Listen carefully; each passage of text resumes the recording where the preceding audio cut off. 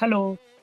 First impression is the last impression असं आपण पूर्वीपासून ऐकत आलेलं आहे. म्हणजे पहिलंच इम्प्रेशन हे शेवटपर्यंत किंवा कायमचं इम्प्रेशन असतं असं आपण मानत आलेलो आहे.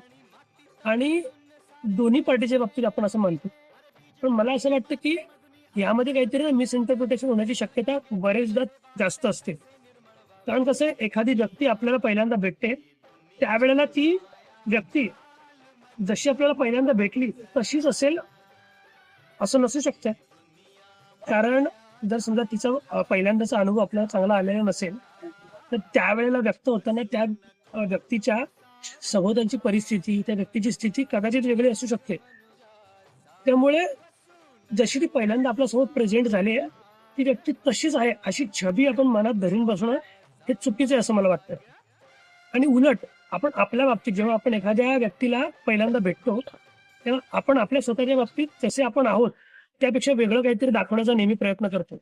किंवा आपण आपल्या स्वतःला वेगळ्या उंचीवर नेऊन दाखवण्याचा प्रयत्न करतो, वेगळ्या डिग्रीचा प्रयत्न करतो. पण आपण जसे नाही होत, तसे आपण दाखवण्याचा नेहमी का प्रयत्न करतो? तसं खोटं वागण्यापेक्षा जसं आपण आहोत, तसंच पहिल्यांदा आपण प्रेझेंट झालो, तर काय हरकत आहे? मला असं वाटतं. त्यामुळे माझं म्हणणं असं आहे, की first impression is the last impression असं म्हणण्यापेक्षा आपण जसे पहिल्यांदा आहोत, म्हणजे जसे आपण आहोत, तसेच जर आपण नेहमी दाखवत राहिले किंवा पहिल्यांदा भेटलेली व्यक्ती जशी होती तशीच छबी धरून नेहमी कायमस्वरूपी त्या व्यक्तीशी वागण्यापेक्षा चांगली छबी असेल किंवा वाईट छबी असेल, तर ती छबी बदलू शकतो. मनुष्याच्या स्वभावाची रूपं थोड्या-थोड्या दिवसांनी बदलतात. प्रत्येक वेळेला व्यक्ती जशी प्रेझेंट होईल, ते काही म्हणजे एक फिक्स त्या व्यक्तीचं चित्र नसेल.